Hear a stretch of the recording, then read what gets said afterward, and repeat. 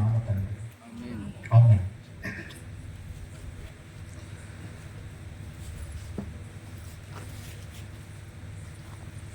దేవుని పిల్లలు ఏర్పాటు చేసిన క్రీస్తు సువార్త సభకు ఇచ్చేసి వేదికను అలంకరించిన స్థానిక సంఘ సేవకులు శ్యాంబాబు గారికి, అలాగే మరొక సేవకులు రవికుమార్ గారికి, అలాగే మరొక పెద్దలకి, చేరువచ్చిన మీ అందరికీ, ముఖ్యంగా మా ప్రియమైన తమ్ముడు సత్యబాబుకి క్రీస్తు నామములో శుభాభివందనములు తెలియజేస్తున్నాను.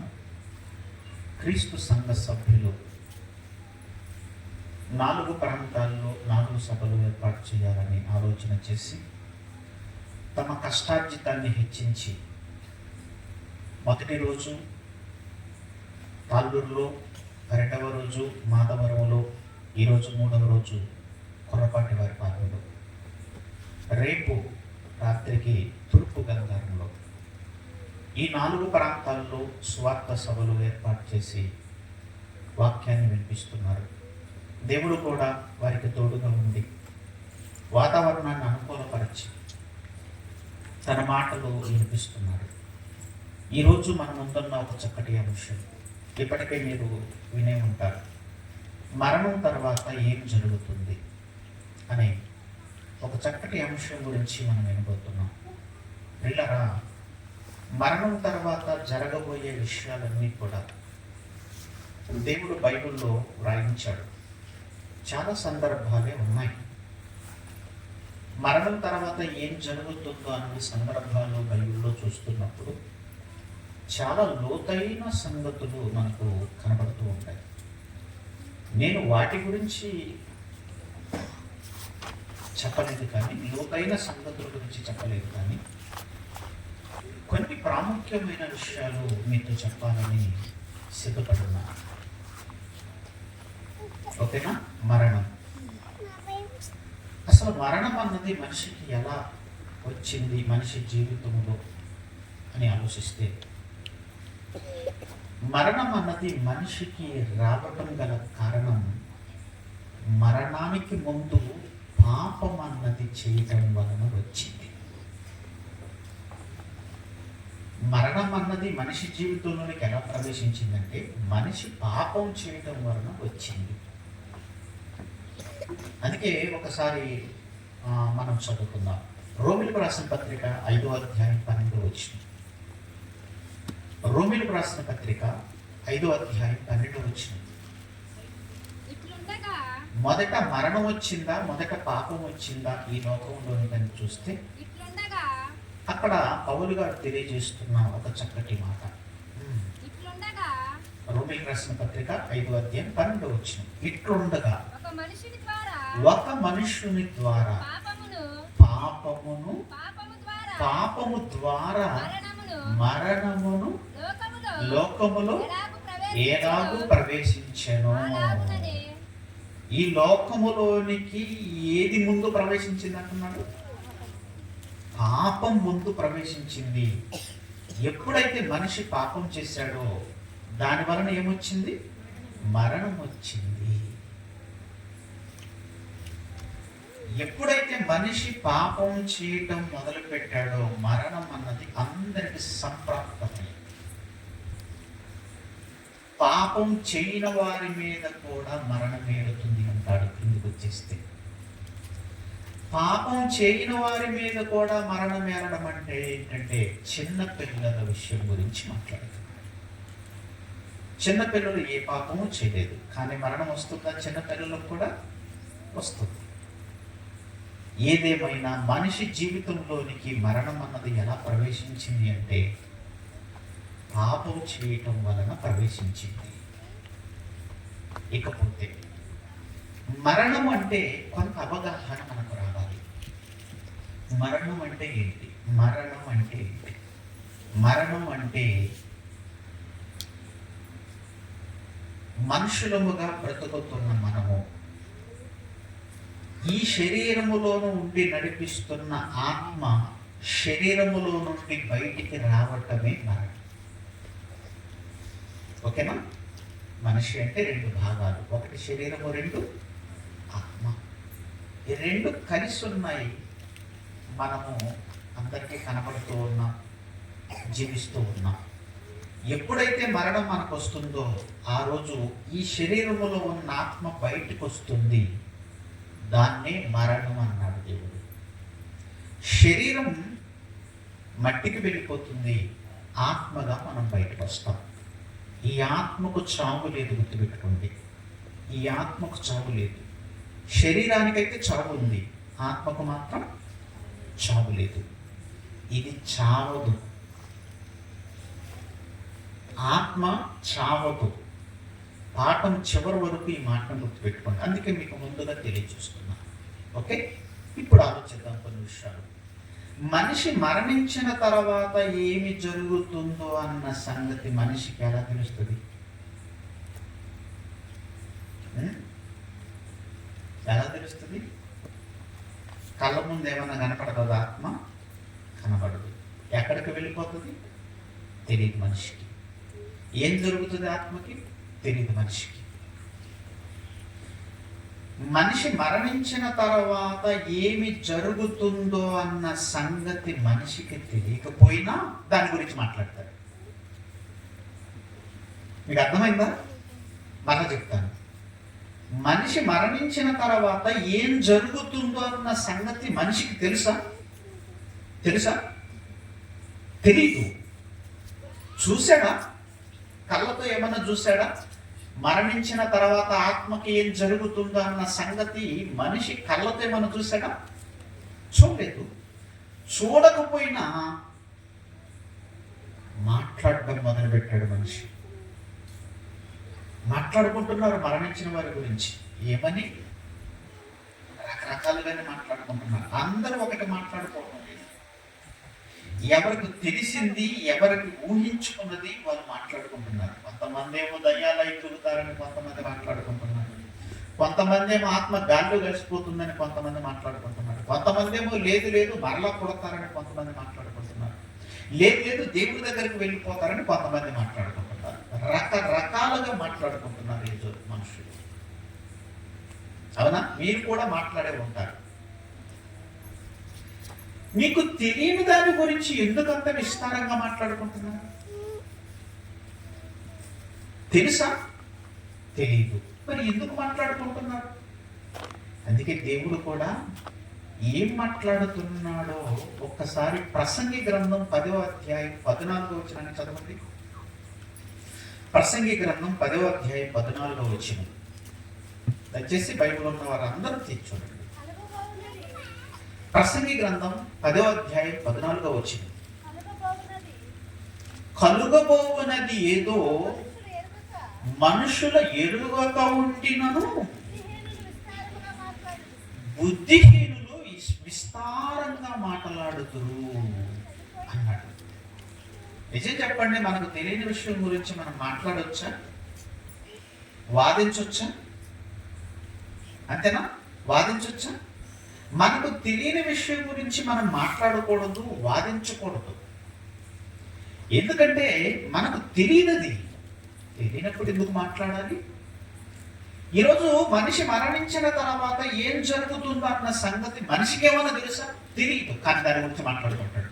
అందులో ఎలా మాట్లాడుకుంటారట? విస్తారముగా మాట్లాడుకుంటారట. అదే ముందు చెప్పాను కదా, కొంతమంది ఏమో దయ్యాలే తిరుగుతున్నారని మాట్లాడుకుంటున్నారు. కొంతమంది ఏమో లేదు మరలా పుడతారని మాట్లాడుకుంటున్నారు. కొంతమంది ఏమో లేదు ఆత్మ గాల్లో కలిసిపోతుందని మాట్లాడుకుంటున్నారు. కొంతమంది ఏమో కుక్కగానో నక్కగానో కొడతారని కొంతమంది మాట్లాడుకుంటున్నారు. ఎలా మాట్లాడుకుంటున్నారు? రకరకాలుగా విస్తారంగా మాట్లాడుకుంటున్నారు. అందుకే దేవుడు ఒక మాట అన్నాడు వాళ్ళందరి గురించి. ఏమని?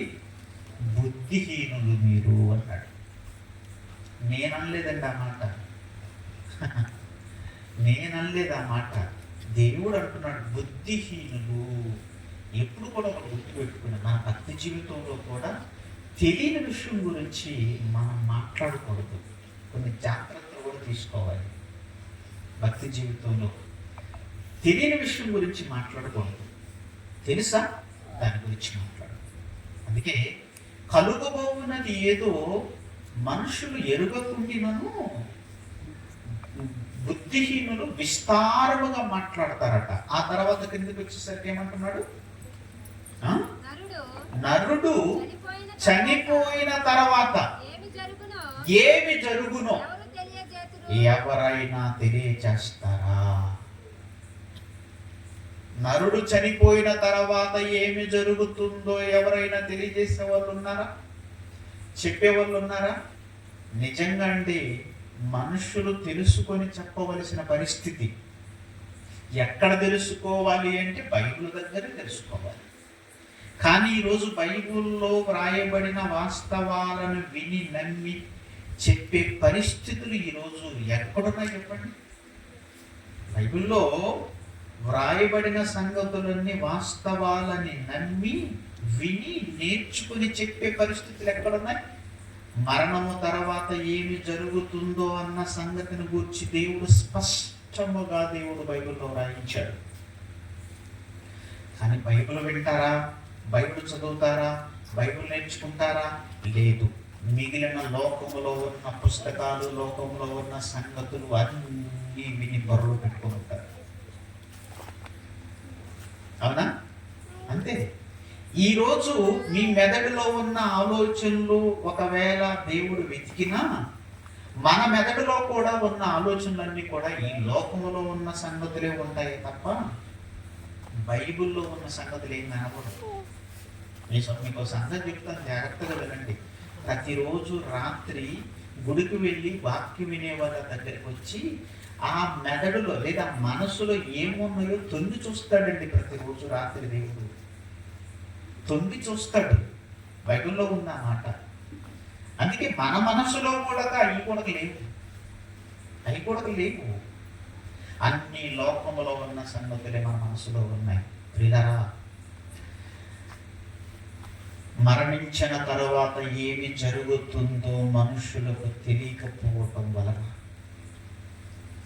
ఈరోజు చాలా మంది తమ ప్రాణాలను సునాయాసనంగా తీసేసుకుంటున్నారు.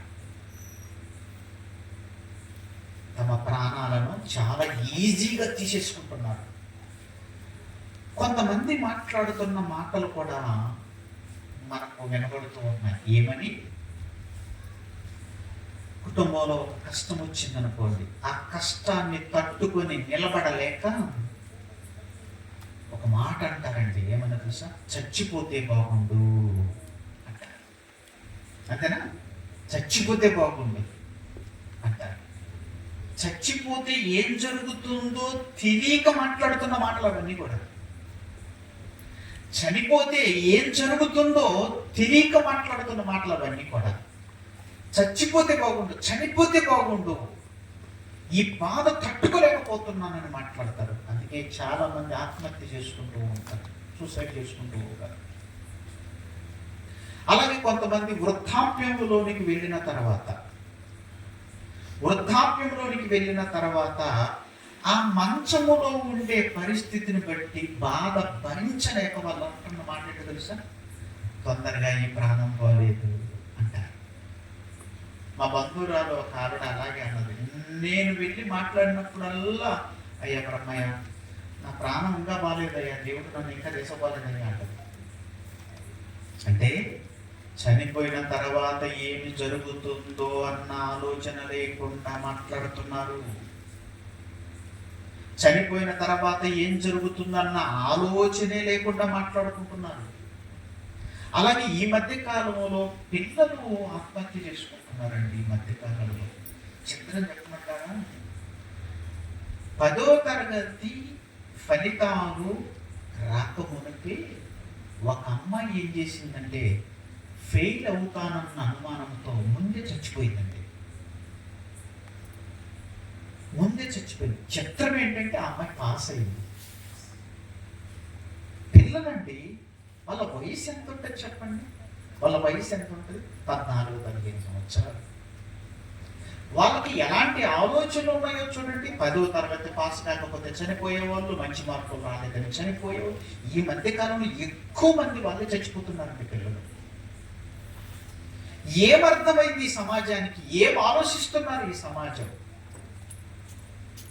చనిపోయిన తర్వాత ఏం జరుగుతుందో అన్న సంగతి ఆలోచన లేకుండా తమకు తాము ఛేదించుకుంటున్నారు, చనిపోతున్నారు. చచ్చిపోతే బాగుండనుకుంటున్నారు, ఆత్మహత్య చేసుకుంటున్నారు. కొంతమంది కిరోసిన్ పోసుకొని చనిపోయేవాళ్ళు, కొంతమంది ఉరి పెట్టుకొని చనిపోయేవాళ్ళు, కొంతమంది ఎక్కడైనా దూకి చనిపోయేవాళ్ళు, కొంతమంది కరెంట్ పెట్టుకొని చనిపోయేవాళ్ళు, కొంతమంది ఎంతమంది ఎన్ని రకాలుగా చనిపోతున్నారో ఒకసారి ఆలోచించండి. చనిపోయిన తర్వాత ఏం జరుగుతుందో తెలియకనే కదా ఈ పనులు చేసుకునేది. కానీ దేవుడు మాత్రం ప్రేమించి చనిపోయిన తర్వాత ఏమి జరుగుతుందో అన్న సంగతులను గురించి సేవకుల ద్వారా సమాజానికి ప్రకటనలు జరిగిస్తూనే ఉన్నాడు. ఆయన సేవకుల ద్వారా ప్రకటనలు ప్రకటిస్తూనే ఉన్నాడు. చనిపోయిన తర్వాత జరిగే దాని గురించి చాలా స్పష్టంగా తెలియజేస్తున్నాడు. కానీ మనిషి మనసును పెడితే కదా పెడచెవిన పెట్టి పట్టించుకోకుండా తిరుగుతున్నాడు. పైగా ఏమంటారు తెలుసా, చనిపోతే తక్కెడు బిక్కుడు. తక్కెడంటే తెలుసు, బిక్కుడు అంటే ఏంటో మరి మనకు తెలియదు. మరి చనిపోయిన తర్వాత తక్కెడు బిక్కుడు అని ఏమంటే చాలా తక్కువ అంచనాతో మాట్లాడుతున్నారండి చనిపోయిన తర్వాత ఉండే జీవితం గురించి. అందుకే నమ్మకం రావాలి. ఆ నమ్మకం బైబిల్లో వ్రాయబడిన మాటలను బట్టి రావాలి. నమ్మకం కుదరాలి మనకి. కళ్ళ ముందు లేని ఒక జీవితం గురించి దేవుడు బైబిల్లో రాయించినప్పుడు, ఆ మాటల గురించి మనకు తెలియజేస్తున్నప్పుడు తప్పనిసరిగా నమ్మాలి. ఎందుకంటే దేవుని మాటలు కనుక. అందుకే చనిపోయిన తర్వాత ఏం జరుగుతుందో అన్న విషయం గురించి వినే ముందు అసలు ఈ జీవితాన్ని మనకు దేవుడు ఎందుకు ఇచ్చాడో అన్నది మొదట మనకు తెలియాలి. ఎందుకు ప్రసాదించాడు? తల్లి గర్భములో 9 మాసాలు మనం ఉన్నప్పుడు మనకు ఒక శరీరాన్ని ఇచ్చి 9 నెలల తర్వాత ఈ లోకానికి పంపించి ఈ లోకములో బ్రతకటానికి 60-70 ఏళ్ళ ఆయుష్కాలాన్ని ప్రసాదించి ఆయుష్కాలములో మనం ఇక్కడ ఉండటానికి అన్నిటినీ సమకూర్చి ఎందుకు ఈ జీవితాన్ని మనకు ప్రసాదించాడు?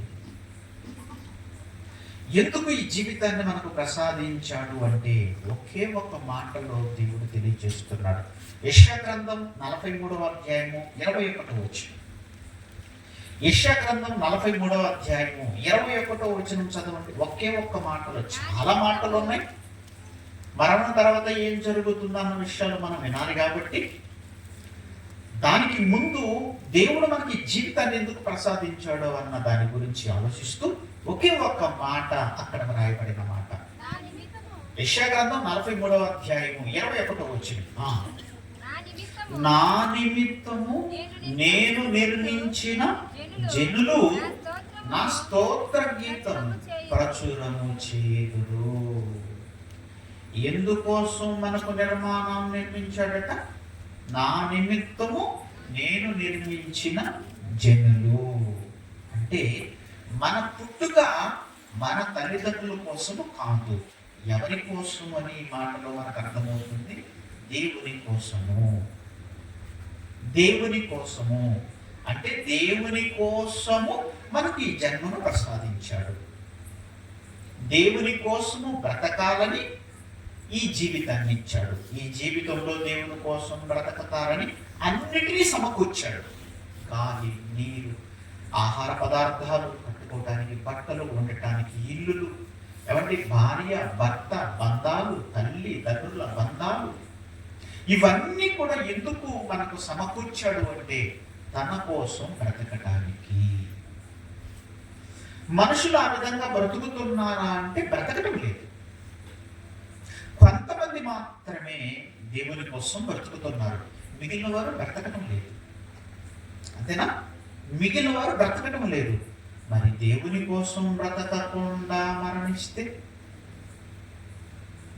దేవుని కోసం బ్రతకకుండా మరణిస్తే ఆ మరణించిన తర్వాత ఏం జరుగుతుందో అన్న సంగతే మనం వినబోతున్నాం. దేవుని కోసం బ్రతికితే అది వేరే విషయము. దేవుని కోసం బ్రతకకుండా కన్ను మూస్తే, దేవుని కోసం బ్రతకకుండా కన్ను మూస్తే ఏం జరుగుతుందో మరణం తర్వాత మీరు చూడగలిగితే యోబు గ్రంథం 24వ అధ్యాయము 19వ వచనం. దేవుని కోసం బ్రతకకుండా మరణిస్తే ఏం జరుగుతుందో ఒక్కసారి 24వ అధ్యాయం యోబు గ్రంథం 19వ వచనం. యోబు గ్రంథం 24వ అధ్యాయం 19వ వచనం. అనావృష్టి చేతను ఉష్ణము చేతను మంచు నీళ్లు ఎగసిపోవునట్లు పాతాళము పాపము చేసిన వారిని పట్టుకొనును. ఏమండి, దేవుని కోసం బ్రతికే వాళ్ళు ఉన్నారు, దేవుని కోసం బ్రతకని వాళ్ళు ఉన్నారు. ఎక్కువ మంది ఎవరు ఉంటారంటే దేవుని కోసం బ్రతకని వాళ్ళే ఉంటారు. దేవుని కోసం బ్రతకని వాళ్ళు వాళ్ళకి నచ్చినట్లుగా బ్రతుకుతారు, వాళ్ళకి నచ్చినట్లుగా బ్రతుకుతారు, వాళ్ళ ఇష్ట ప్రకారం బ్రతుకుతారు. ఆ ఇష్టములో వాళ్ళకి నచ్చినట్టుగా బ్రతికే బ్రతుకులో ఏముందో తెలుసా? పాపం ఉన్నది. మాట చెప్పంటారా? వ్యభిచారం చేయటం పాపం, దొంగతనం చేయటం పాపం, నరహత్య చేయటం పాపం, దోచుకోవటం పాపం, అబద్ధం ఆడటం పాపం. ఇవన్నీ పాపాలే. వీటితో పాటు మరొక భయంకరమైన పాపం ఏంటో తెలుసా? ఆజ్ఞ అతిక్రమమే పాపం అని ఉంది కదా, దానికంటే ఇంకొక పాపం ఉంది. అదేంటో తెలుసా? దేవుణ్ణి నమ్మకపోవటమే పాపం. తెలుసా మీకు?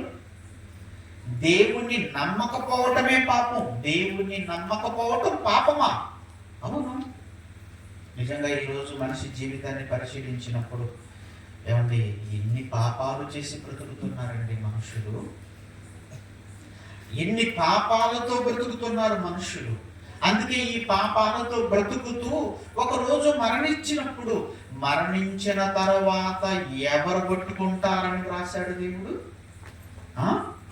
పాతాళం, పాతాళం, పాతాళము పాపము చేసిన వారిని పట్టుకొను. బాగా వినాలి, ఇది మరణించిన తర్వాత జరగబోయేది. బ్రతికున్నప్పుడు పట్టుకోదు, బ్రతికున్నప్పుడు పట్టుకోదు. బ్రతికున్నప్పుడు భూలోకంలో ఉంటాం మనం, బ్రతికున్నప్పుడు భూలోకంలో ఉంటాం, ఇక్కడ తిరుగుతూ ఉంటాం, పని చేసుకుంటూ ఉంటాం. కానీ మరణించిన తర్వాత జరగబోయేది ఏంటి అంటే, మరణించిన తర్వాత పాతాళం ఒకటి ఉంది, అది పట్టుకుంటుంది. పాతాళం అది ఒక లోకం, మరణించిన వారందరూ ఉండే లోకం. మనం ఉండేదే లోకం భూలోకము, దేవుడు ఉండేదే లోకము పరలోకము. ఇప్పుడు పాపం చేసిన వారిని పట్టుకునేదే లోకము పాతాళ లోకము. పాతాళ లోకము అంటే మూడే మూడు లోకాలు మనకు కనబడుతున్నాయి. బయట వాళ్ళు కొంతమంది 7 లోకాలని చెప్పుకుంటున్నారు. అవి మనకు అవసరం లేదు. బైబిల్లో వ్రాయబడిన లోకాలు మూడే మూడు. ఒకటి పరలోకం, 2 భూలోకం, 3 పాతాళ లోకం. ఇప్పుడు పాపం చేసిన వారు మరణిస్తే ఎవరు పట్టుకుంటారట? పాతాళ లోకం పట్టుకుంటుంది. బాగా వినాలి మీరు, మరణించిన తర్వాత ఏమి జరగబోతుందన్న సంగతి దేవుడు బైబిల్లో వ్రాయించిన మాటలు చెప్తున్నాను. నేను కూడా కళ్ళతో చూడలేదు, ఎవరు చూడలేదు. భూమి మీద ఉన్న పక్కనే 80 కిలోమీటర్లో ఉన్న కనిగిరే కనపడలేదు ఇక్కడికి. అంతెందుకులేండి, తాళ్ళూరే కనపడదు మనకి, అంతెందుకులేండి పక్క బజారే కనపడదు మనకి. అర్థమవుతుందా? పక్కనున్న బజారే కనపడదు మనకి. మనం ఈ బజార్లో ఉన్నాం, ఈ బజార్ చివరి వరకు కనిపిస్తుంది, అవత బజార్ కనిపించట్లేదు మనకి. అలాంటిది భూమి మీద ఉన్న మనకు పాతాళ లోకం కనబడదు. ఆ లోకములో ఏం జరుగుతుందన్న సంగతి మనకు తెలియదు. అయితే ఎవరు చెప్తున్నారు? లోకాలను కలిగించిన దేవుడే చెప్తున్నాడు ఈ లోకాల గురించి. ఆ లోకాలలో ఏం జరుగుతుందన్న సంగతిని గురించి దేవుడు చెప్తున్నాడు. అందుకే ఖచ్చితంగా నమ్మాలి. మనిషి చెప్తే నమ్మలేదు, దేవుడు చెప్తే ఖచ్చితంగా నమ్మాలి. ఎందుకంటే దేవుడు అబద్ధాలు చెప్పడు, భయపెట్టాలని ఏ మాటలు వ్రాయించడు, అన్ని వాస్తవాలే మాట్లాడతాడు, ఉన్నవే వ్రాయిస్తాడు, జరగబోయే వ్రాయిస్తాడు, జరగబోయే వాటినే వ్రాయిస్తాడు దేవుడు. మనం భయపడాలని, ఆయన యందు భయభక్తులు కలిగి బ్రతకాలని లేనివి చెప్పి తన వైపుకు మళ్లించుకునేవాడు కాదు దేవుడు, మనిషి కాదు దేవుడు. మనుషులైతే భయపెట్టో బెదిరించో లోపరుచుకుంటారు, కానీ దేవుడు అలాంటి వాడు కాదు. ఉన్న వాస్తవాలు చెబుతాడు. ఆ వాస్తవాలు విని మారి నమ్మి ఆయన వైపు తిరిగావా సరే, తిరగకపోతే మాత్రం నీకు పట్టే గతి బైబిల్లో రాయించే. నిజంగా ఈ మాటలు వింటున్నప్పుడు, ఈ మాటలన్నీ చదువుతున్నప్పుడు మనకు ఒక ఆలోచన రావాలి. తెలివి కల వాళ్ళైతే, బుద్ధి జ్ఞానం కలిగిన వాళ్ళైతే ఖచ్చితంగా ఆలోచిస్తారు. అందుకే ఈ సమయంలో దేవుడు మరణించిన తర్వాత ఏం జరగబోతుందన్న విషయాల గురించి అందరికి అర్థమయ్యేటట్లుగా వ్రాయించడం మాత్రమే కాకుండా తెలియజేస్తున్నాడు కూడా. అందుకే మరణించి పాపములో ఉండి మరణించిన వారిని ఎవరు పట్టుకుంటారట? పాతాళం పట్టుకుంటుంది. ఓకే అంటే పాతాళానికి వెళ్ళిపోతారు. ఓకేనా? పాతాళానికి వెళ్ళిపోతారు. పాతాళానికి వెళ్ళిపోతే అక్కడైనా ఉండొచ్చుని అన్న ఆలోచన వస్తాయి. అవును కదా? భూలోకంలో ఉన్నప్పుడు ఎలాగైతే ఉన్నామో పాతాళ లోకానికి వెళ్ళిపోయాం కాబట్టి అక్కడ కూడా బ్రతుకుంటుంది కనుక అక్కడ కూడా బ్రతకొచ్చులే అనుకుంటున్నారు. కొంతమంది అయితే అసలు నమ్మరలేంటి, తక్కువలో పిక్కులో అని ప్రక్కన పట్టేస్తారు ఈ మాటలన్నీ కూడా. కానీ నమ్మాలి, ఎందుకంటే దేవుడు మాట్లాడుతున్నాడు, దేవుడు రాయించిన సంగతులు కదా, అందుకని ఖచ్చితంగా నమ్మాలి. ఓకే, ఇప్పుడు పాతాళ లోకానికి వెళ్ళిపోతారట. పాతాళ లోకంలోనైనా ఉండొచ్చులే అనుకుంటున్నారు. ఓకే, ఇప్పుడు పాతాళ లోకానికి వెళ్ళిపోతాం కదా.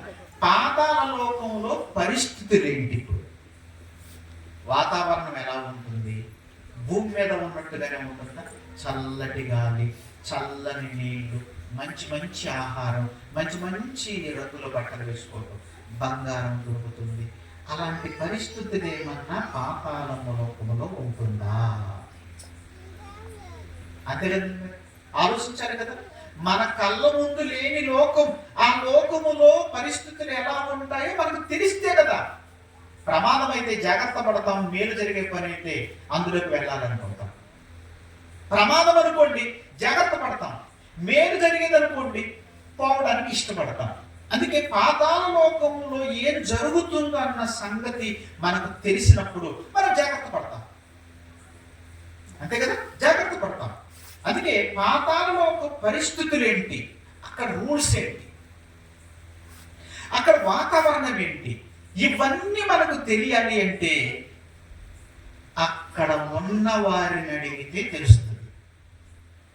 అంతే కదా, అమెరికాలో ఉన్న వారిని అడిగినప్పుడు అమెరికాలో వాతావరణం ఎలా ఉంటుందో అడిగితే వాళ్ళు చెప్తారు మనకి, అయ్యా ఇక్కడ ఇలాంటి పరిస్థితులన్నీ ఉంటాయి.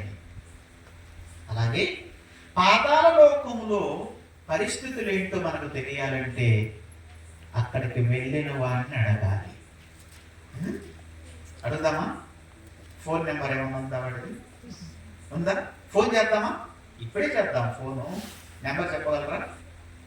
1619 నెంబరు 1619. ఎవరి నెంబర్ ఇది? అక్కడికి వెళ్ళిన వాడి నెంబరు. అక్కడికి వెళ్ళిన వాడి నెంబరు. మన నెంబర్లు 10 ఉంటాయి, వాడి 4 నెంబర్.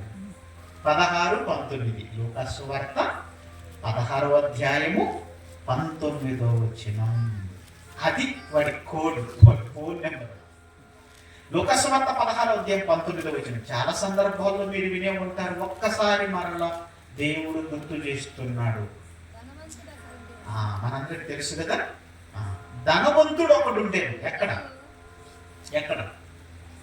ఎక్కడమ్మా చెప్పండి, ఎక్కడన్నాడు? పాతాళంలోనా భూమి మీదనా? భూమి మీద. వాడు భూమి మీద ఉన్నప్పుడు ధనవంతుడు ఒకడు ఉండేను.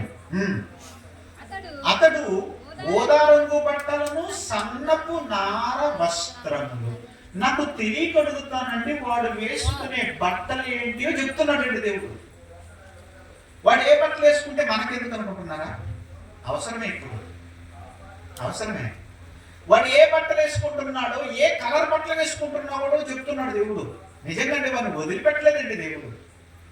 వాడు ఏ బట్టలు వేసుకుంటున్నాడట? వాడు డ్రెస్ మెటీరియల్ ఏంటి? ఊదా రంగు. ఊదా రంగు తెలుసా? ఇది ఇలాగే ఉంటుందండి, వంగపూ కలర్లో ఉంటుందండి ఊదా రంగు. ఊదా రంగు బట్టలు, మామూలు బట్టలు కాదు, ఊదా రంగు బట్టలు, సన్నపు నార వస్త్రములు. ఆహా,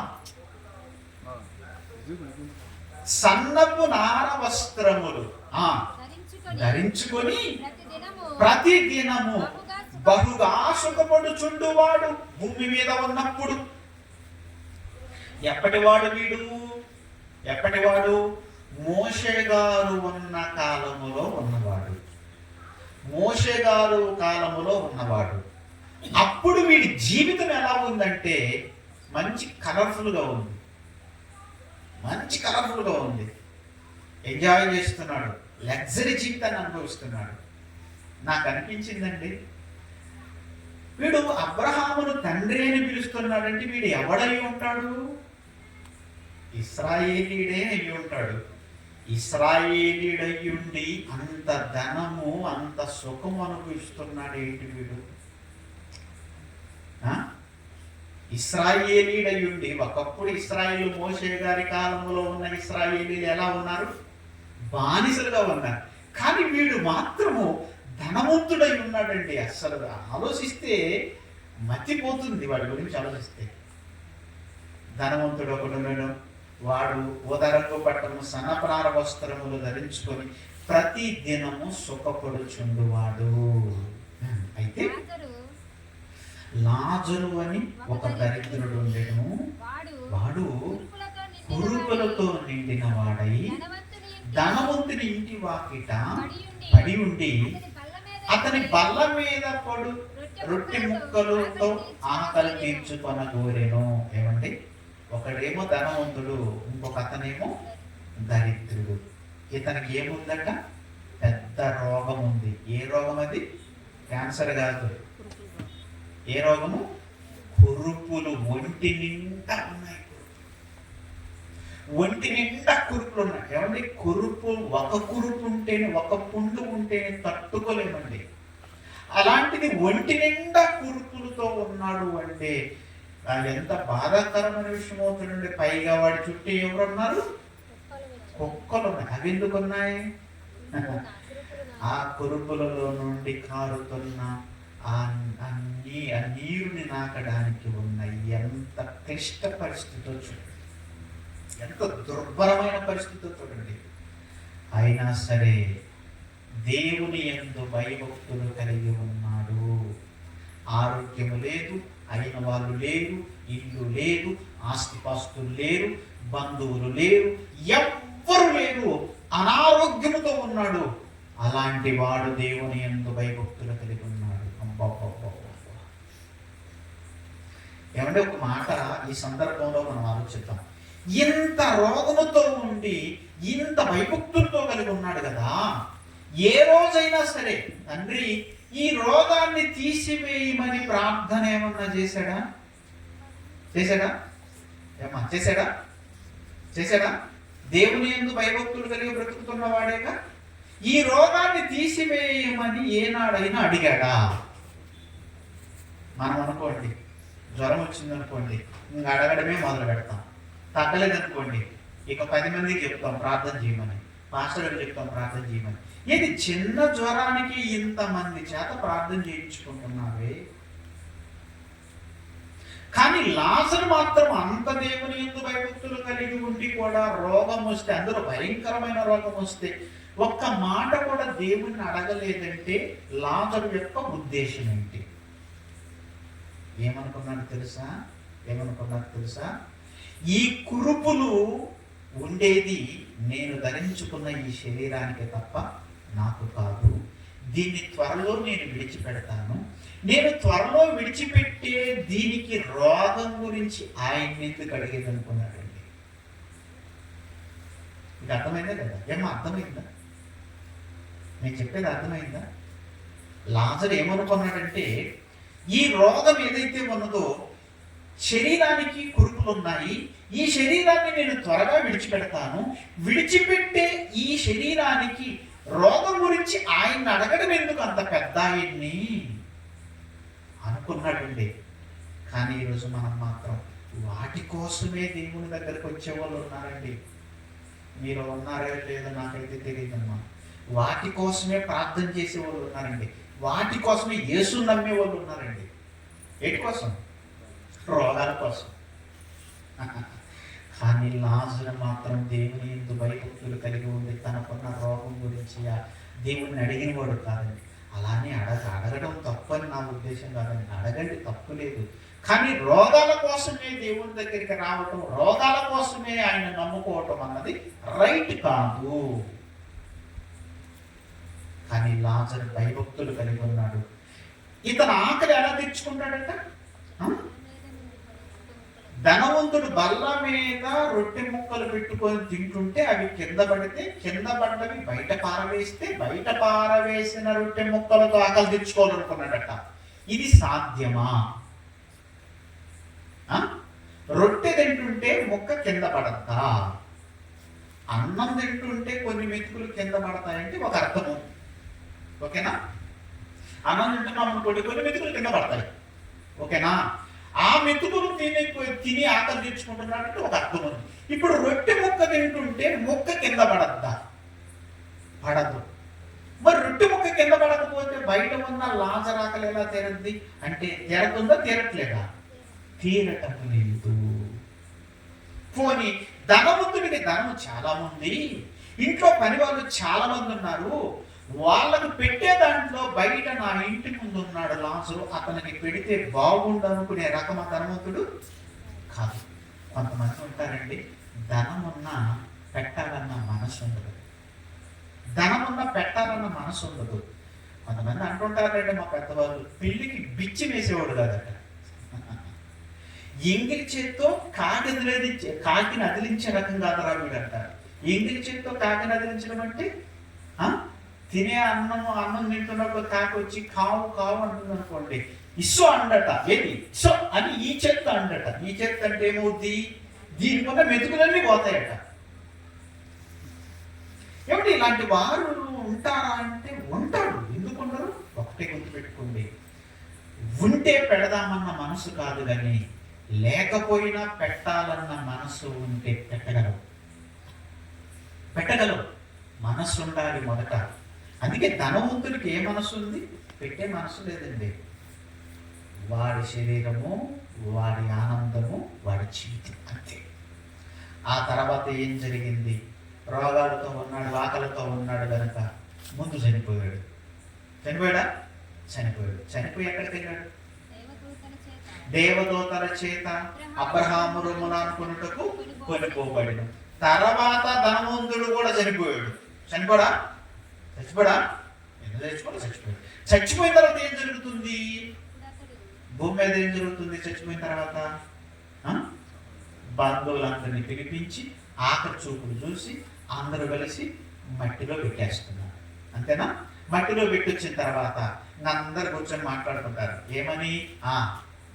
శనదనం ఎప్పుడు, పెద్దదనం ఎప్పుడు? భూమి మీద ఇది జరుగుతుంది చచ్చిపోయిన తర్వాత. చిన్నదనం ఎప్పుడు, పెద్దదనం ఎప్పుడు? చిన్నదనం అంటే ఏం లేదు, దాయాదుల్ని ఇంటి పేరటంలో పిలిచి కోడిని కోసి పెట్టడం చిన్నదనం. పెద్దదనం ఎప్పుడు?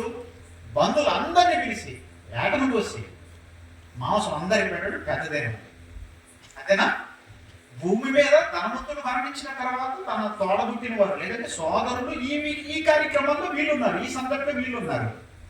కానీ వాడికి ఏం జరుగుతుందో ఎవడో ఆలోచించడం లేదు. ఎందుకంటే వాడికి ఏం జరుగుతుంది? ఏం జరుగుతుంది? అప్పుడు అతడు ధనవంతుడు కూడా చనిపోయి పాతి పెట్టబడెను. అప్పుడు అతడు పాతాళములో బాధపడచ్చు. ఏంటి? పాతాళములో బాధపడచ్చు. ఇంతకు వీడు పాతాళానికి వెళ్ళిపోవడానికి గల కారణం ఏంటి? వ్యభిచారం చేశాడా? దొంగతనం చేశాడా? ఎవరినైనా నరహత్య చేశాడా? ఎవరినైనా దోచుకున్నాడా? లేదు కదా. ఏమీ కనబడలేదు కదా వాడి జీవితంలో. వాడి జీవితంలో ఏం కనబడుతుందంటే ఓదారంగు బట్టలు, సన్నపనార వస్త్రములు ధరించుకొని బహుగా సుఖపడుచుంటాడు అంతే. ఇప్పుడు మనం ఆలోచించవలసిన విషయం ఏంటంటే వీడు పాతాళానికి ఎందుకు పోయాడు? బాగా వినాలి. పాతాళానికి ఎందుకు పోయాడంటే పాపం చేస్తేనే కదా పాతాళం పట్టుకునేది. పాపం చేస్తేనే కదా పాతాళం పట్టుకునేది. మరి వీడిని ఎందుకు పట్టుకుంది? వీడు చేసిన పాపం ఏంటి? ధనవంతుడు చేసిన పాపం ఏంటి? వ్యభిచారం చేశాడా? లేదు. నరహత్య చేశాడా? లేదు. ఎవరిని దోచుకున్నా? లేదు. ఏ పాపం కనబడలేదు ఉండటం లేదు అక్కడ. కానీ వీడు చేసిన పాపం ఏంటి మరి? ఏ పాపం లేకుండానే పాతాళానికి వెళ్ళిపోతాడా? అట్టేం పంపించే దేవుడు అంత అన్యాయస్తుడు కాదే. ఏదో పాపం చేశాడు. ఇంతకు వీడు చేసిన పాపం ఏంటి తెలుసా? దేవుణ్ణి నమ్మకపోవటమే పాపం. దేవుణ్ణి నమ్మకపోవటమే పాపం. నమ్మకపోవటమే, అసలు ఆయన్ని నమ్మకపోవటమే పాపం. ఇది పెద్ద పాపం. అందుకే వాడు నమ్మలేదు, పాతాళం పట్టుకొని మరణించిన తర్వాత. ఇప్పుడు ఏం ఆలోచిస్తున్నాము? పాతాళ లోకంలో పరిస్థితులు ఎలా ఉంటాయో, వాతావరణం ఎలా ఉంటుందో తెలుసుకోవటానికి వీడి దగ్గరకు వచ్చాం. వీడి చరిత్ర ఎక్కడుందంటే లోకసువార్త 16:19 ఉంది. అందుకే వెతుకుతున్నాం. ఇప్పుడు పాతాళానికి వెళ్ళిపోయాడట, బాధపడుతున్నాడట. ఇంతకు అక్కడ బాధపరిచే ఏమున్నాయి? చదవండి, వాడు చెప్తాడు. ఇప్పుడు వాడు చెప్తున్నాడు చూడండి, అక్కడ ఉన్న పరిస్థితులన్నీ కూడా. కన్నులెత్తి దూరము నుండి అబ్రహామును అతను రొమ్మున ఆనుకుని ఉన్న లాజరును చూచి, తండ్రివైన అబ్రహామా, నా యందు కనికరపడి తన వేలి కొనను నీళ్ళల్లో ముంచి. నీళ్ళు ఎక్కడున్నాయి? అబ్రహాము గారి దగ్గర ఉన్నాయి. వీడున్న చోట లేవా? లేవు.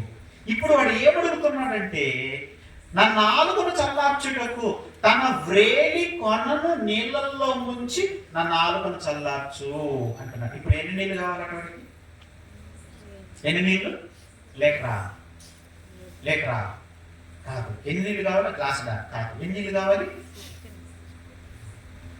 వ్రేలు మొత్తం కూడా కాదండి. వాడు అడుగుతున్న మాట చూడండి, తన వ్రేలి కొన అంటే ఇది ముంచితే ఎన్ని చిటుకులు వస్తాయి? ఈ కొన ముంచితే ఎన్ని చిటుకులు వస్తాయి? అసలు చిటుకు వస్తుందా? పోనీ చిటుకు అనుకున్నాం కాసేపు. ఒక్క చిటుకు, ఒక్క బొట్టుకు, ఒక చిటుకు అంటే ధనవంతుడు నాలిక చల్లార్చడానికి వాడు అడుగుతున్న నీటి ఏంటంటే ఒక్క చిటుకు. ఎవరిని అడుగుతున్నాడు? అబ్రహాము గారిని అడుగుతున్నాడు. అంతే కదా? అబ్రహాం ఎవరు? నీతిమంతుడు. నీతిమంతుణ్ణి నీళ్లు అడుగుతుంటే ఇచ్చాడా, ఇవ్వలేదా? నీతిమంతుణ్ణి నీళ్లు అడుగుతున్నాడండి, ఇచ్చాడా, ఇవ్వలేదా? ఎందుకు ఇవ్వలేదు? అబ్రహాం ఏమన్నా అంత మంచివాడు కాదా? అబ్రహాం మంచివాడు కాదా? చాలా మంచివాడు అండి, చాలా ప్రేమ కలిగిన వాడండి. దేవదూతలకు ఆతిథ్యం ఇచ్చిన వాడండి. దేవదూతలు వచ్చారని చెప్పేసి మానికల పిండంతా తీసుకొని వచ్చి ఏమండి రొట్టెలు చేసి దూడను వధించి బంతి పెట్టినోడండి ఆయన. అలాంటి వాడు ధనవంతుడు నీళ్ళు అడుగుతుంటే నీళ్ళు ఇయటం లేదేంటి? ఎన్ని అడిగాడు? పోని ఒక చిటికే కదా, ఒక్క చిటుకు నీళ్ళు అడిగితే ఇయటం లేదేంటి? అంటే అక్కడ పరిస్థితులు ఏంటి? పాతాళ లోకములోనికి వెళ్ళిన వారికి నీళ్లు ఇవ్వబడవు. గుర్తుపెట్టుకోండి, బాగా వినాలి మీరు. నెక్స్ట్ స్టెప్ అదే. బ్రతకని వాళ్ళకి పాతాళ లోకములోనికి వెళ్ళిన వాడికి నీతిమంతుడైనా సరే నీళ్ళు ఇవ్వటం లేదు. భూమి మీద ఎంత మందికి సహాయం చేసి ఉంటాడు అబ్రహాం గారు. కానీ అక్కడికి వెళ్ళేసరికి వాడు ఏడుస్తూ అడుగుతున్నా సరే వాడికి నీళ్ళు ఇవ్వటం లేదు. అంటే అక్కడ రూల్ ఏంటో చెప్పండి? పాతాళ లోకములో ఉన్న వారికి ఏమీ ఇవ్వబడదు. అది రూలు. ఎందుకు వీడు నీళ్ళు ఎందుకు అడుగుతున్నాడు? నీళ్ళే ఎందుకు అడుగుతున్నాడు? అన్నం అడగొచ్చుగా, కదా. నీళ్ళే ఎందుకు అడుగుతున్నాడు తెలుసా? ఇంతకు వాడు ఎక్కడున్నాడు? ఎక్కడుండి మాట్లాడుతున్నాడు? వాడే చెప్తున్నాడు చూడండి. వాడి నోటితోనే వినండి. వాడు ఏం మాట్లాడుతున్నాడు? నీళ్ళు అడిగిన తర్వాత వాడు ఏమంటున్నాడు తెలుసా? నేను ఈ అగ్ని జ్వాలలలో యాతన పడుచున్నానని కేకలు వేసి చెప్పాను. ఎలా ఉంది వాతావరణం? కూల్గా ఉందనుకుంటున్నారా? ఎలా ఉంది వాతావరణం? చల్లటి గాలులు వస్తున్నాయనుకుంటున్నారా? ఇప్పుడు వచ్చినట్టుగా బలి పేర్లు పెట్టే పైరగాలట. ఏ గాలి? పైరగాలి. తర్వాత ఈదురుగాలులు, తర్వాత వడగాలులు, తర్వాత నిన్ను లేపే గాలి. ఇంత చల్లటి వాతావరణంలో ఇంత మంచి గాలులు శరీరానికి తగులుతుంటే ప్రాణానికి హాయిగా ఉండి కొంతమంది నిద్రపోతున్నారు. చూడండి, చల్లగా ఉంది, ఇదే బాగా వడగాలు తోలుతున్నారు, నిద్ర ఎవరికి వస్తుంది? ఇక్కడ పరిస్థితి అండి. అక్కడ ఏం జరుగుతుందో తెలుసా? నేను అగ్ని జ్వాలలలో యాతన పడుచున్నానని కేకలు వేసి చెప్పిన వాతావరణం గురించి మాట్లాడుతున్నాడు. ఎట్లుందయ్యా వాతావరణం? పాతాళంలో ఇక్కడికి వెళ్ళేవాట నువ్వు, ఎలా ఉంది వాతావరణం అడిగితే వాడు చెప్తున్నాడు, భయంకరమైన మంటలు, భయంకరమైన వేడి, నేను అగ్ని జ్వాలలలో యాతన పడుచున్నానని కేకలు వేసి చెప్పిన, కేకలు వేసి చెప్తున్నాడంట. కేకలు అంటే పాతాళ లోకములో వాతావరణం అత్యంత భయంకరమైన వేడి మంటలతో కూడినది. అక్కడ పరిస్థితులు ఏంటో తెలుసా? నీళ్ళడిగినా ఇవ్వని పరిస్థితి. అక్కడ పరిస్థితి ఏంటో తెలుసా? మంటలు మండుతూనే ఉంటాయి. అక్కడ పరిస్థితి ఏంటో తెలుసా? ఆ మంటల్లో పడి ఉన్న ఆత్మ బూడిదైపోకుండా బ్రతికే ఉంటుంది. అమ్మ బాబోయ్! పాతాళ లోకములో పరిస్థితులు ఈ విధంగా ఉన్నాయా? అవును. దేవుడు అబద్ధం ఆడడుగా. దేవుడు మనల్ని భయపెట్టడానికి లేనిపోని కల్పించడుగా. మనం లోపరుచుకోవడానికి లేనివి ఉన్నట్టుగా మాట్లాడుతుగా. అర్థమవుతుందా మీకు? ఉన్న వాస్తవాన్ని చెప్తున్నాడు. పాతాళ లోకములో ఏముంటాయో, ఎలాంటి పరిస్థితులు ఉంటాయో, ఎలాంటి రూల్స్ పెట్టాడో అన్ని సంగతులు దేవుడు బైబిల్లో రాయించాడు. అదే మనం వింటున్నాం కొంచెముగా. అందుకే పాతాళ లోకానికి వెళ్ళిపోయిన తర్వాత వాడు మంటల్లో ఉండి మాట్లాడుతున్నాడు. మంటలు మండుతూ ఉంటే ఆ మంటల్లో ఉండి మాట్లాడుతున్నాడంటే మంటలకి ఆత్మ బూడిదైపోలేదా? కాలి బూడిదైపోలేదా? ఏమండి, భూమి మీద ఏదన్నా తగలబడుతుంది అనుకోండి, తగలబడి ఏమవుతుంది? చివరికి బూడిదైపోతుంది. మంటలు మనం ఆపకపోయినా ఆరిపోతాయి, వాటంతా అవి ఆరిపోతాయి. మనం ఆరకపోయినా ఆరిపోతాయి. అది భూమి మీద ఉన్న మంటలు. పాతాళ లోకములో పాపం చేసిన వారి కొరకు దేవుడు ఏర్పాటు చేసిన మంట ఏంటో తెలుసా? అది ఆరిపోని మంట. ఆ మంటల్లో ఉన్న ఆత్మ కాలి బూడిదైపోతుందంటే ఆత్మకు చావు లేదుగా. ఆత్మకు చావు లేదుగా. ఏమిటి? ఒక చిన్న సందర్భాన్ని మీకు వచనం చూపించను కానీ గుర్తు చేస్తున్న ఒక మాట. మోషే గారు ఒక పొద దగ్గరికి వెళ్ళినప్పుడు, చరిత్ర తెలుసు కదా, మోషే గారి గురించి విన్నాను కదా. మోషే గారు గొర్రెలు కాసుకుంటున్నప్పుడు అరణ్యంలో ఒక పొద దగ్గరికి వెళ్ళినప్పుడు దేవుడు అక్కడ ప్రత్యక్షమై మోషే గారితో మాట్లాడుతున్న సందర్భంలో ఒక అద్భుతాన్ని చూపిస్తాడండి. అక్కడ ఏంటది? పొద కాలుతుందట, మంటలు మండుతున్నాయి కానీ పొద మాత్రం కాలిపోలేదట. ఎంత చిత్తమో చూడండి. కాలిపోతుంది, మంటలు ఎగిసిపడుతున్నాయి కానీ పొద కాలిపోవటం లేదు. పాతాళ లోకంలో కూడా అదే పరిస్థితి. మంటలు ఎగిసిపడుతున్నాయి కానీ ఆత్మ బూడిదైపోవటం లేదు. ఎంతకాలం యుగ యుగాలు ఏంటి? యుగ యుగాలు ఏడుస్తూనే ఉండాలా? ఏడుపు ఎప్పుడు వస్తుంది చెప్పండి? బాధ కలిగినప్పుడు వస్తుంది. ఏం బాధపడుతున్నాడు? మంటల్లో ఉండి బాధపడుతున్నాడు. అందుకే వాడు మంటల్లో ఉండి తగలబడుతున్నాడు కనుక వాడికి భోజనం కావాల్సింది. ఇప్పుడు ఏం కావాలి వాడికి? నీళ్లు కావాలి. అంటే మంటల్లో ఉండి కాలిన వారికి ఏం కావాలి? అప్పుడప్పుడు కొంతమంది హాస్పిటల్లో కాలిన వాళ్ళని దోమకర్రలో పట్టు పెడతాను. ఒంటి మీద బట్టలు లేకుండా దోమకర్రలో పడుకు పెడతారు. దూర గాలి ఉంటారు. బాగా తొందరపడి కిరోసిన్ పోసుకుని దారి పెట్టుకుంటుంటారు. భర్త ఏదో అన్నాడు, మామ ఏదో అన్నాడు, అత్త ఏదో అన్నదని చెప్పేసి తొందరపడి. ఇప్పుడు కిరోసిన్ కూడా లేండి. ఎక్కడుంది? స్టోర్ ఎక్కడ ఇస్తున్నారు చెప్పండి? అది తీసేశారు. డీజిల్ తెచ్చుకోవాలి. ఇప్పుడు డీజిల్ అందుకే తగలబెట్టుకొని తెచ్చిపోయాయి లేవండి, ఇప్పుడు తగ్గిపోయాయి. నా చిన్నతనాన్ని వినేవాడిని తగలబెట్టుకునేది. కిరోసిన్ ఎత్తులు పోసుకొని తప్పకుండా పెట్టేసుకుంటారు. అగ్గిపోలతో మంట పెట్టుకుంటే ఎవరొకరు చూస్తారు కదా, చూడగానే అందరూ ఆడిపేస్తారు. ఈ లోపు ఏమో దూర గాలద్ది. తీసుకుపోయి దోంతరలో పడుకోబెడతారు. దోంతరలో పడుకోబెడితే వాళ్ళు ఏమడుగుతారో తెలుసా? నీళ్ళు అడుగుతారండి. నీళ్లు తాగేవనుకో అడుగుతుందని ఒక గంట కల్లా బొబ్బలు వేసిపోతాయి శరీరం అంతా. అందుకే వాళ్ళు ఏం చేస్తారు తెలుసా?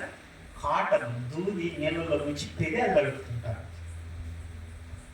ఈ కర్మ అనిపించింది. నేను చూశానండి, మా బంధువురాలు ఒక ఆవిడ తగలబెట్టుకుంటే గుంటూరు జనరల్ హాస్పిటల్లో చూశాను. అన్ని దోమతరలు పెట్టున్నారు. ఏం దోమలు వస్తున్నాయి ఏంటనుకున్నాను. లేదు, అంతా కానిలోనే.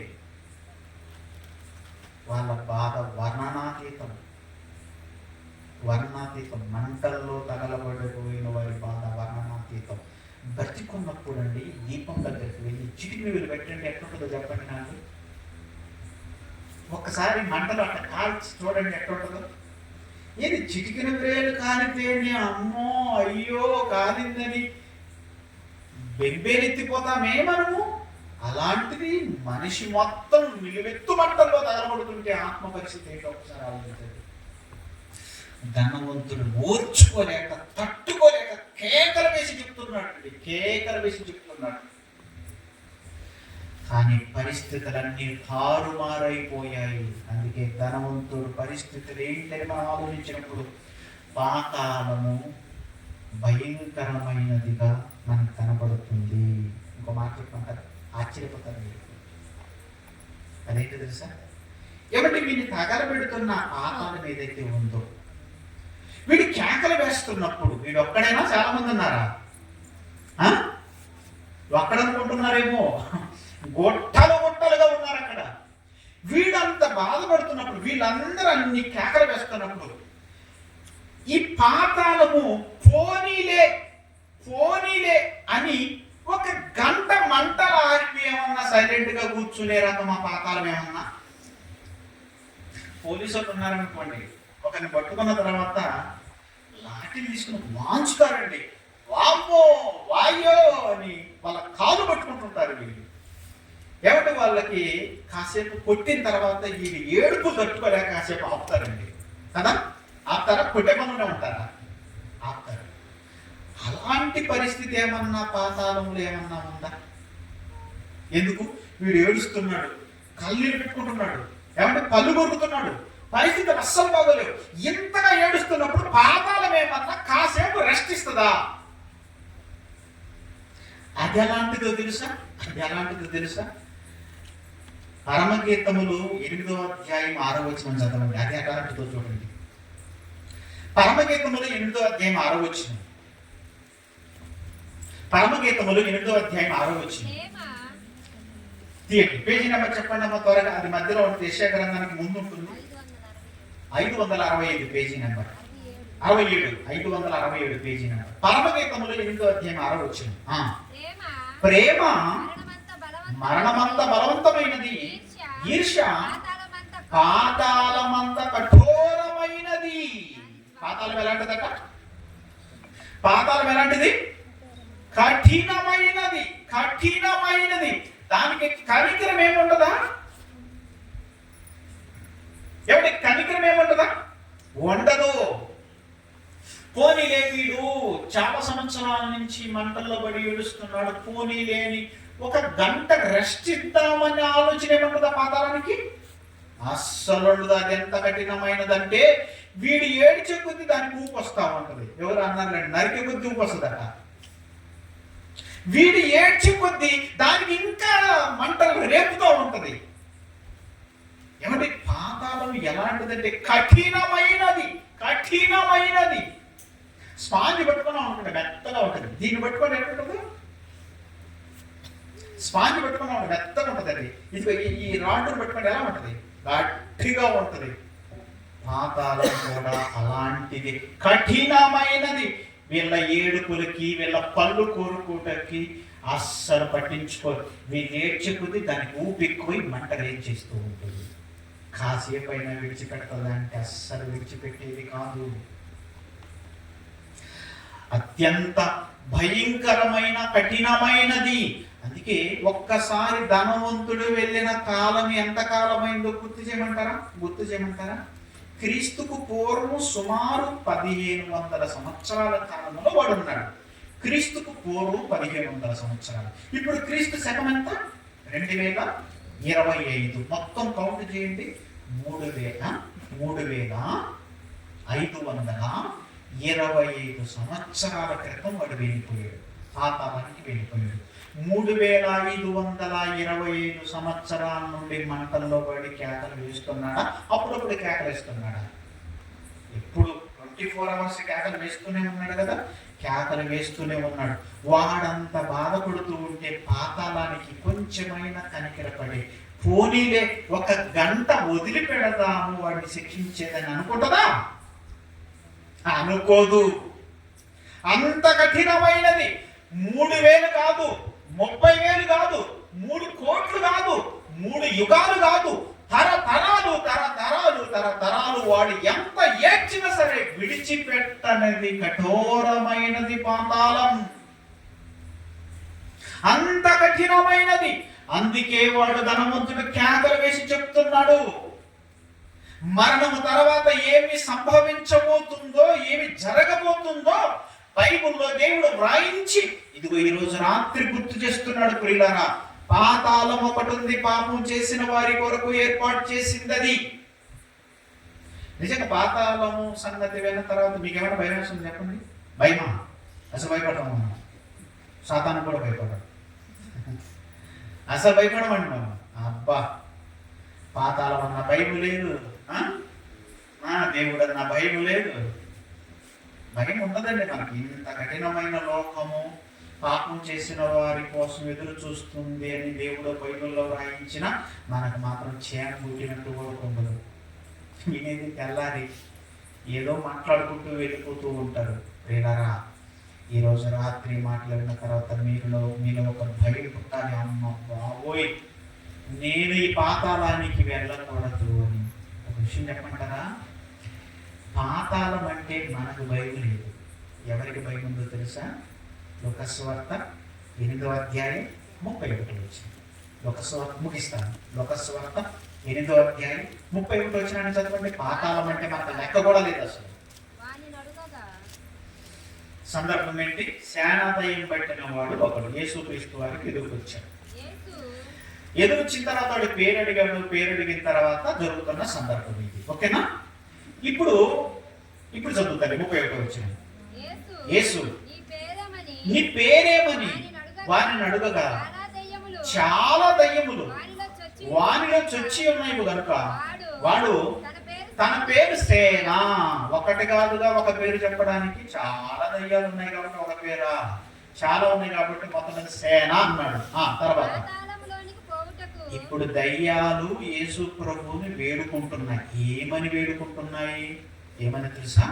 పాతాళములోనికి పోవుటకు నీవు మాకు ఆజ్ఞాపింపవద్దని ఆయనను వేడుకొనిరి. ఇదేంటిది? ఏం వేడుకుంటున్నాయి? ఎవరు వేడుకోవాలి? లెక్క ప్రకారం మనం వేడుకోవాలి. అయ్యా, నన్ను పాతాళానికి పంపించొద్దు, నేను మారు మనసు పొందుతాను, బాప్తిసం తీసుకుంటాను, దేవుని సన్నిధిలో నీ సన్నిధిలో నమ్మకంగా బ్రతుకుతానయ్యా, నేను పాతాళానికి పోకూడదయ్యా. ఆ ధనవంతుడి చరిత్ర విన్న తర్వాత భయం వచ్చిందయ్యా నాకు. వాడి ఏడుపులు, వాడి పళ్ళు కొరుకుటం విన్న తర్వాత భయపడుతున్నానయ్యా. ఇదిగో నన్ను పాతాళానికి పంపించొద్దయ్యా, నువ్వు చెప్పింది నేను చేస్తానయ్యా అని మోకరించి ప్రార్థన చేయవలసిన మనిషి పట్టించుకోవటం లేదు. కానీ ఎవరు వేడుకుంటున్నారు? దయ్యములు వేడుకుంటున్నారు. ఈ దయ్యములు ఏంటి? మరలా చచ్చిపోయిన వాళ్ళు అనుకుంటున్నారా? చచ్చిపోయిన వాళ్ళు కాదు వీళ్ళు. దురాత్మల సమూహం, సాతాను సమూహం. ఇవి ఎదురుపడ్డ యేసుక్రీస్తు వారికి ఎలాంటి అధికారం ఉందంటే వాటిని పాతాళలోకములోనికి పంపించే అధికారము కలిగిన వాడు. అందుకే ఆయన్ని వేడుకుంటున్నాయి, అయ్యా మమ్మల్ని పాతాళానికి పంపించు. ఎందుకు భయపడుతున్నాయి ఇవి? దయ్యాలు యేసు ప్రభు పాతాళానికి ఎందుకు భయపడుతున్నాయి తెలుసా? అవి అక్కడి నుంచి వచ్చాయి.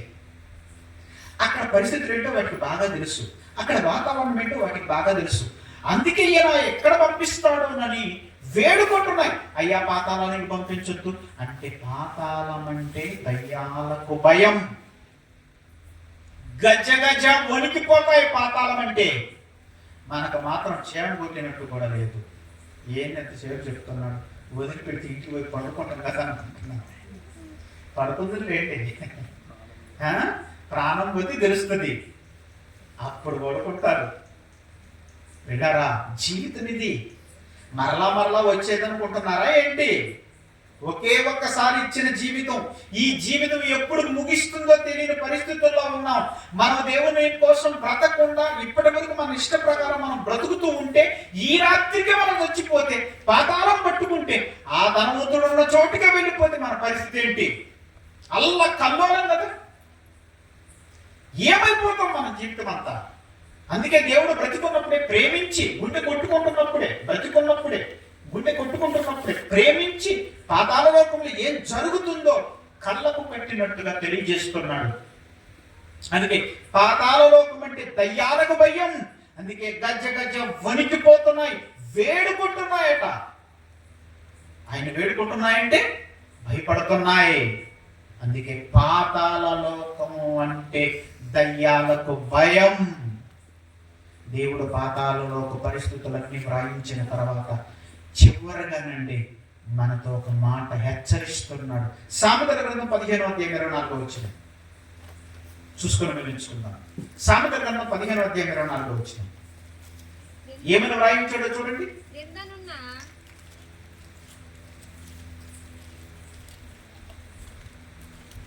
సామెతల గ్రంథం 15:24 క్రిందనున్న పాతాళమును తప్పించుకొనవలెను. దేని తప్పించుకోవాలి? పాతాళమును తప్పించుకోవాలి. పాతాళమును తప్పించుకోవాలి. నువ్వు బాగుండాలి అనుకుంటే, నీకు మేలు జరగాలి అనుకుంటే, నువ్వు పాతాళాన్ని తప్పించుకోవాలి. ఎలా తప్పించుకోవాలి? ఇదిగో పాతాళాన్ని తప్పించుకునే మార్గం బైబిల్లో వ్రాయించాడు దేవుడు. పాతాళాన్ని తప్పించుకునే మార్గం అది యేసుక్రీస్తు వారి ద్వారా ఏర్పాటు చేసిన మార్గం. యేసుక్రీస్తు వారు వేసిన బాటలో మనము నడిస్తే తప్పించుకునే అవకాశం ఉన్నది.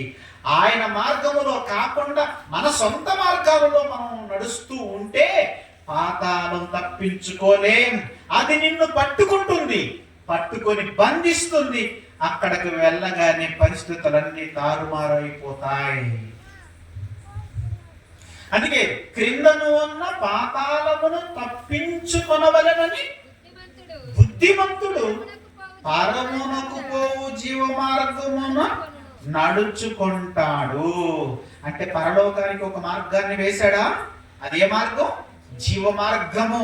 యేసు ప్రభు అంటాడు కదా, నేనే సత్యమును, నేనే జీవమును, నేనే మార్గమును, నా ద్వారా తప్ప, అనగా నేను నడిచినట్లుగా నడిస్తే తప్ప, నేను వేసిన మార్గములో తప్ప, ఆ మాటకు అర్థం అది, నా మార్గములో తప్ప, నా ద్వారా తప్ప ఎవడను తండ్రి యొద్దకు ఎక్కిపోలేడు.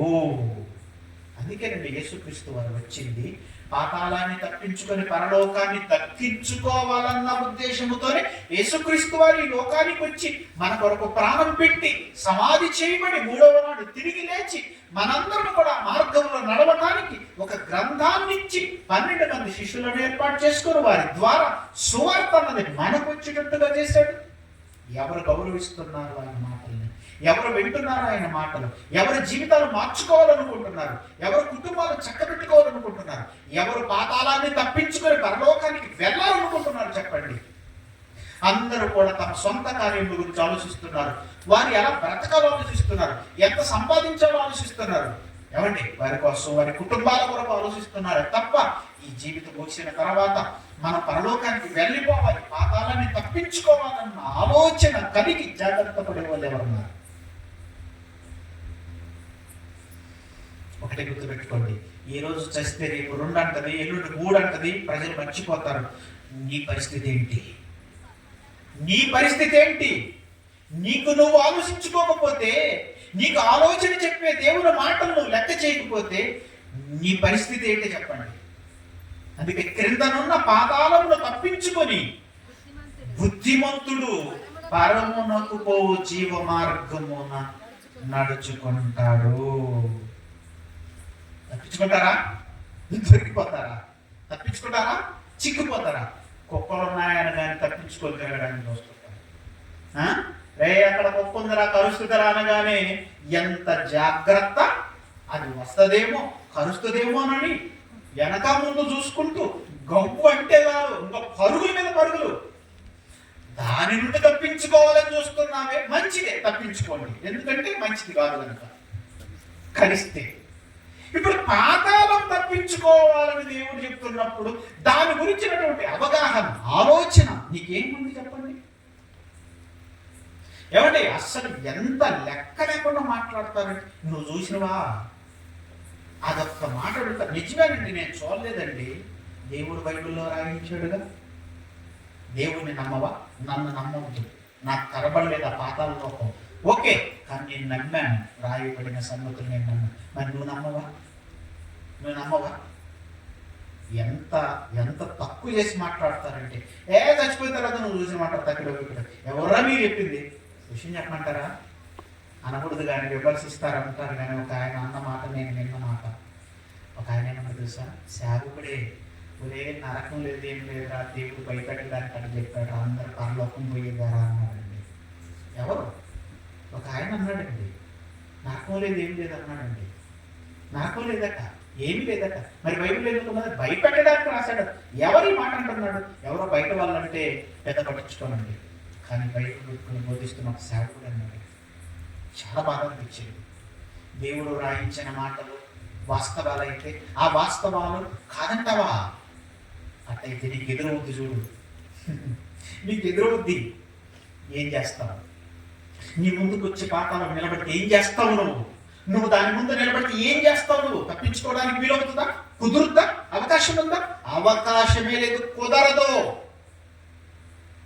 అందుకే దేవుడు ప్రేమించి బ్రతికున్నప్పుడే ఈ సంగతులన్నీ సమాజానికి తెలియజేస్తున్నప్పుడు నువ్వు జాగ్రత్త పడకపోతే ఎలాగా?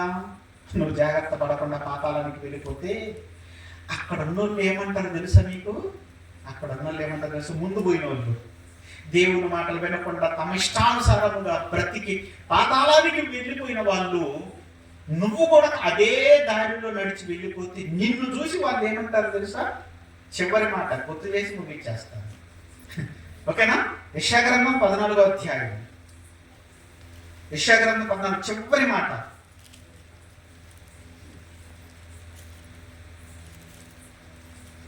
యెషయా-గ్రంథం 14వ అధ్యాయము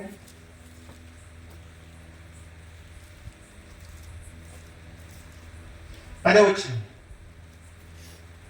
వారందరూ నిన్ను చూచి నీవును మావలే బలహీనుడు అయితే. ఇంకొంచెం పైన చదువు నాయన, ఇంకొంచెం పైన చదువు. నీవు ప్రవేశించుచుండగానే 8వ వచనమా? 9. నీవు ప్రవేశించుచుండగానే ఎక్కడికి? పాతాళానికి. దేవుని కోసం బ్రతకకుండా మరణిస్తే పాతాళం పట్టుకుంటుంది కదా. ఇప్పుడు పాతాళానికి వెళ్ళేసరికి అక్కడ నీకంటే ముందు పోయిన వాళ్ళు ఉన్నారు, చూశారు? దేవుని కోసం బ్రతకకుండా వాళ్ళు మాట్లాడతారట, నీవు ప్రవేశించుచుండగానే నిన్ను ఎదుర్కొని నీకు ఆహ్వానం పలుకుతారట. వచ్చావా? రా రా రా కొరప్ప అన్నాడట. రా రా, నీవు ప్రవేశించుచుండగానే నిన్ను ఎదుర్కొనుటకై క్రింద పాతాళము నీ విషయమై కలవరపడుచు, అది నిన్ను చూచి ప్రేతలను రేపుచు. కిందికి 10వ వచనం ఇప్పుడు చదువు. నీవు ప్రవేశించుచుండగానే వారందరూ నిన్ను చూచి ఏమంటారు తెలుసా? ఓరే ఓరే ఓరే ఓరే, నీవును నా మాబోటి వాడు వైతివా, మావలే బలహీనుడు వైతివా. చెబుతున్నా గాని మేము పట్టించుకోలేదు. కళ్ళకు కట్టినట్టుగా వచనాలు చెప్పి మాకు చెప్పారు, మేము పట్టించుకోలేదు. ఆ విషయంలో బలహీనులం అయిపోయాము. నీవును మా బోటి వాడి వైతివా, నీవును ఇలాగే నడిచావా బిడ్డ? నీవును ఈ మార్గంలో నడిచావా? మేము నడిచి ఇక్కడికి వచ్చాము, నీవు కూడా అలాగే నడిచావా?